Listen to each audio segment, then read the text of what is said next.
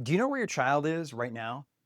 Like at this moment, who they're with, what social media apps they're using, or what websites they're visiting? The answer isn't just trusting that they'll be okay, it's knowing where they are, who they're with, and what they're doing.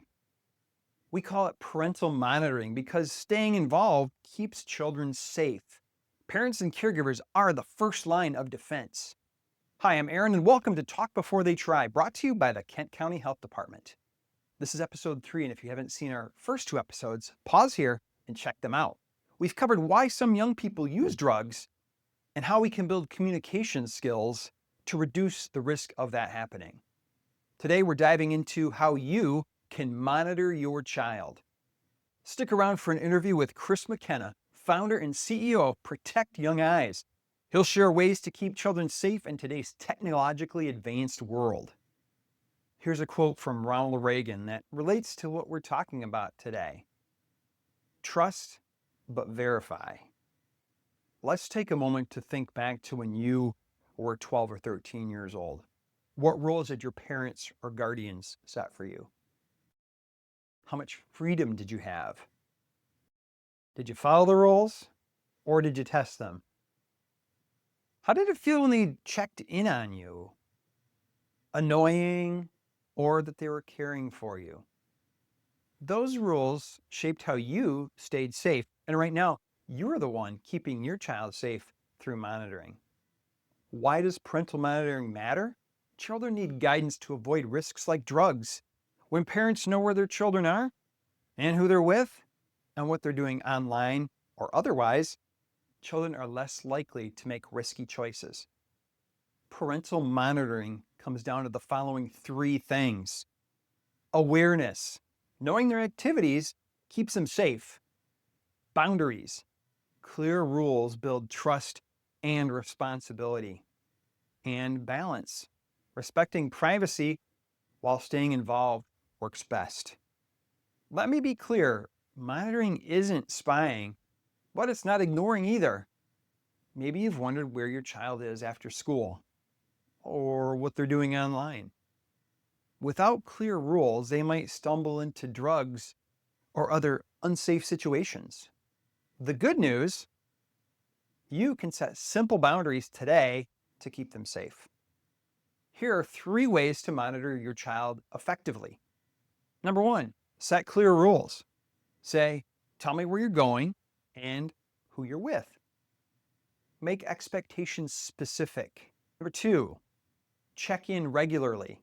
Ask, how was your day? What's new online? Show you care without hovering and prying. Number 3, monitor online activity.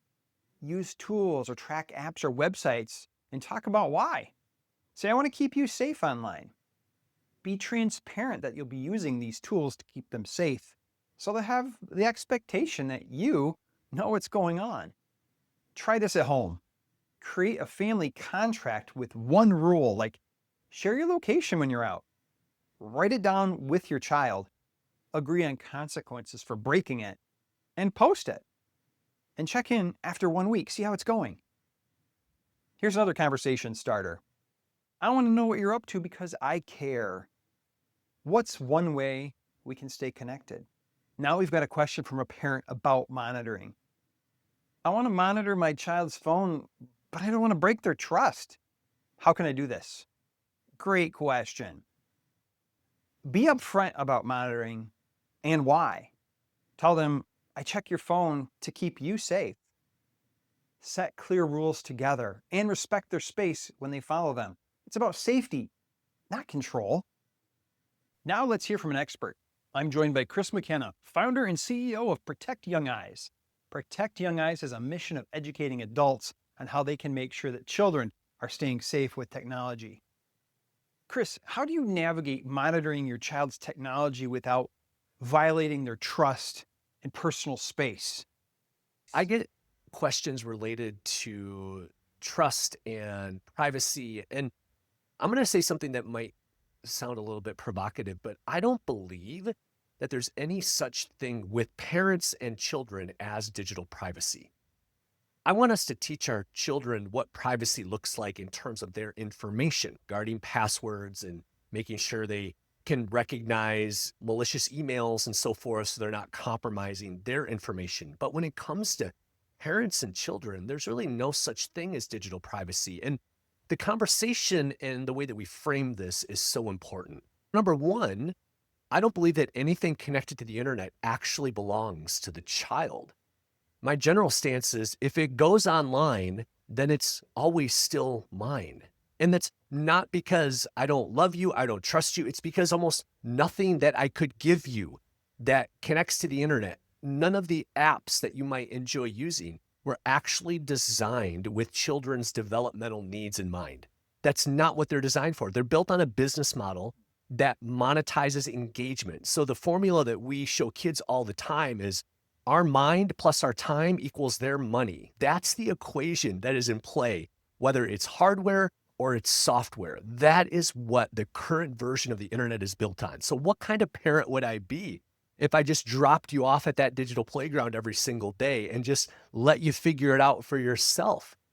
It's the mindset of I'm not checking and I'm not monitoring as much because I don't trust you. It's because I just dropped you into a digital space with 100 million choices and 100 million people. What kind of parent would I be if I didn't come with you? What kind of parent would I be if I didn't monitor and make sure that somebody wasn't getting at you or tempting you or the algorithm wasn't feeding you content that's not helpful for your amazing brain, right? This is the mindset, which is why it's so important to wrap the monitoring side, which can be technical, often with software and toggles and things. You always have a balance between the technical and the relational.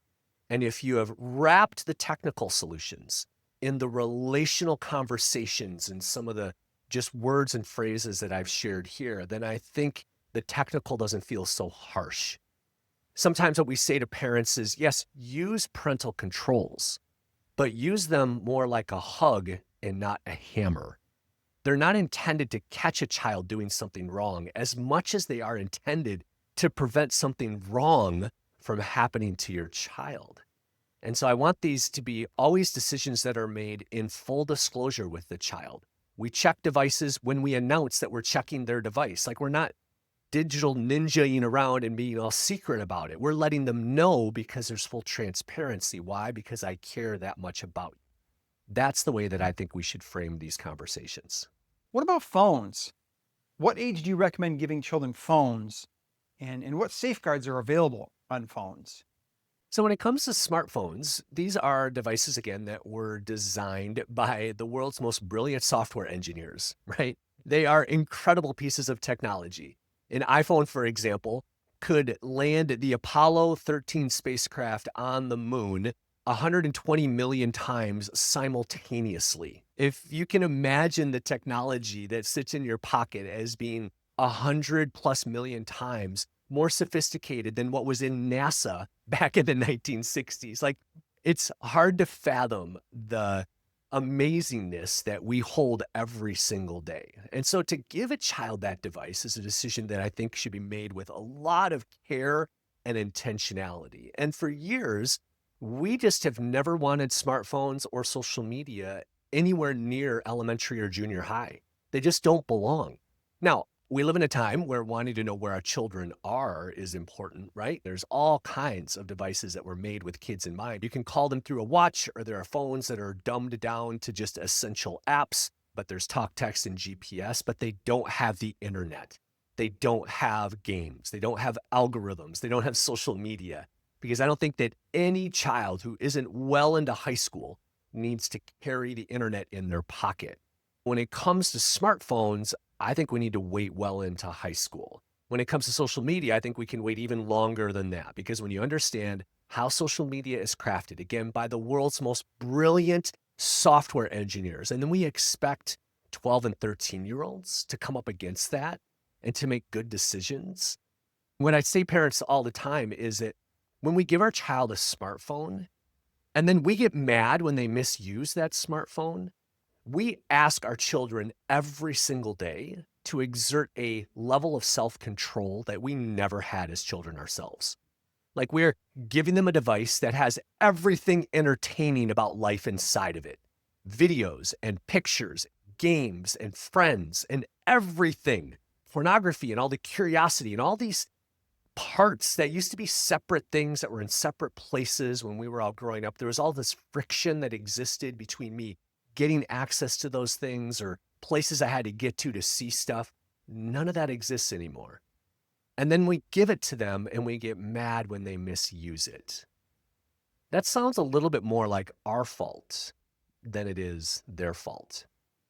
And so there's no such thing as a kid who gets a smartphone too late, which is why we say delay is the way, right? Delay is the way is not a no tech strategy. It's a slow tech strategy. We teach our children all about technology long before they get it. For example, my son, who's in high school, doesn't have social media, and he's not going to for a while, but he knows how to code in Python. Like he can create games with computer coding. Like you can be a techie kid and you can understand technology and some of its benefits and its detriments without being dropped inside of an algorithm.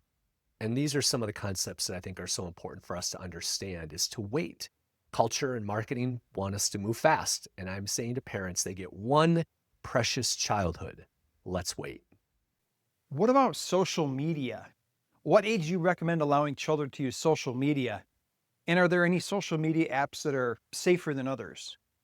And so this is where I think it's important to separate the smartphone decision from the social media decision, because these are two very different animals. I think a lot of times we see those as bound together. That here's a phone, now here's the app store, and now download the app. So I think those can be two very different decisions. Again, training wheels and helmets long before you push a kid down a hill on a bike, right? This is what I'm talking about. And so you can have a kid-friendly phone. You can even go back in elementary school and start with a watch of some kind. And then you could move up to a Gab phone, which is totally pared down. And then you could move to a Bark phone, which has access to the Google Play Store, where they're now looking at some apps and making some decisions with permission. And then maybe eventually you move to an iPhone. Notice that I've never said anything about social media yet. These are all very intentional tech decisions that allow a child to learn how to use technology well.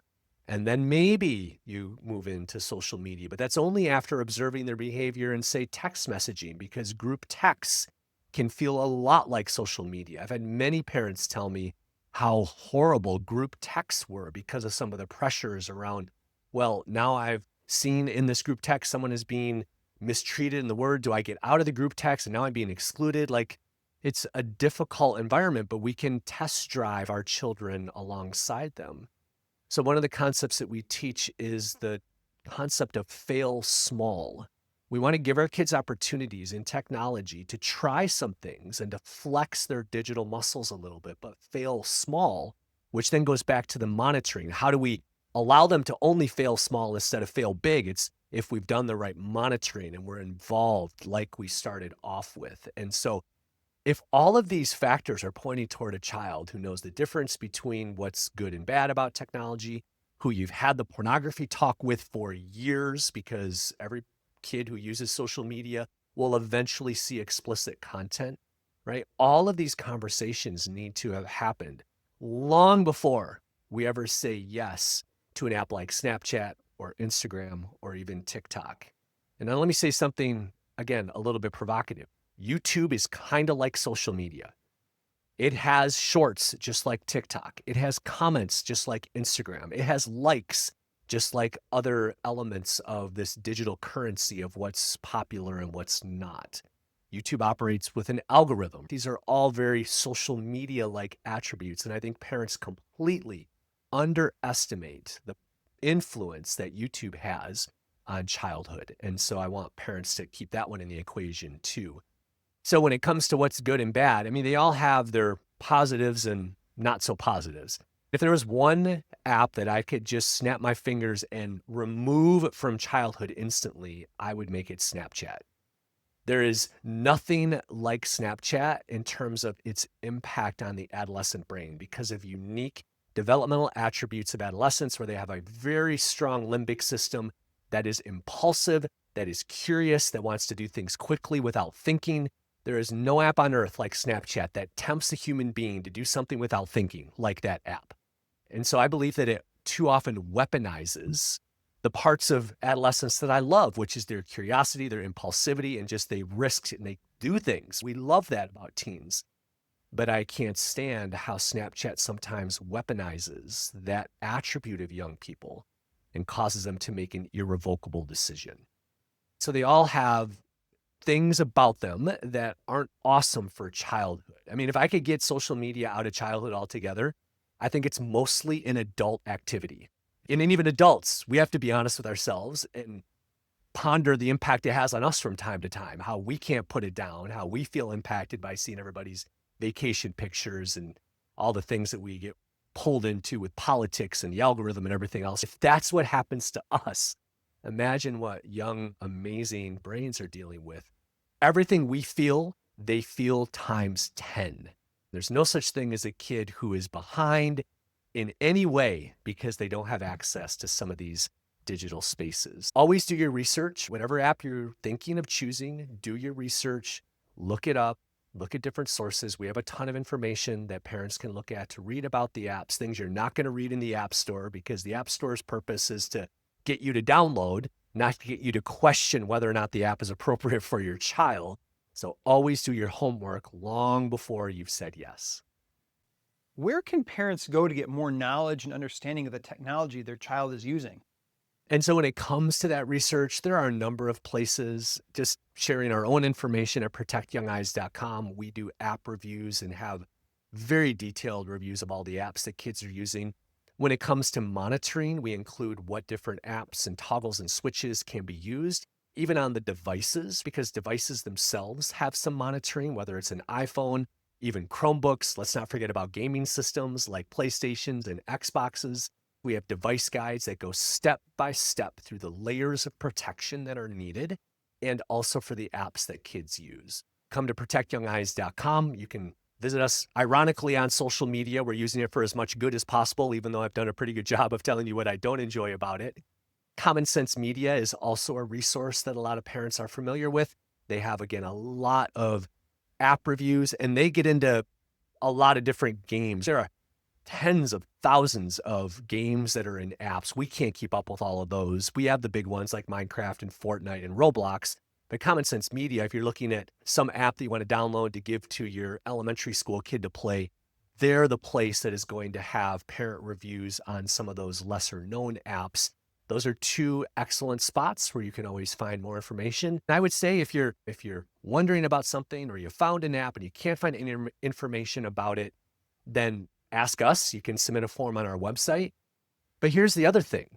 Download it. We have what we call the 7-day rule at Protect Young Eyes. I don't care what animal or Disney princess is on the app. Parents, you download it for 7 straight days and use it with a child's profile. Look at the different levels. Look at the pop-ups. Look at the ads. Look at all of these things. Use it. You can't just download it and set it aside. Use it for 7 straight days. And then ask yourself, would I want my son or daughter to experience everything that I just experienced?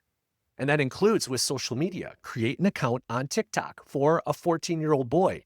And then ask yourself, is that the kind of content that I want my son to see?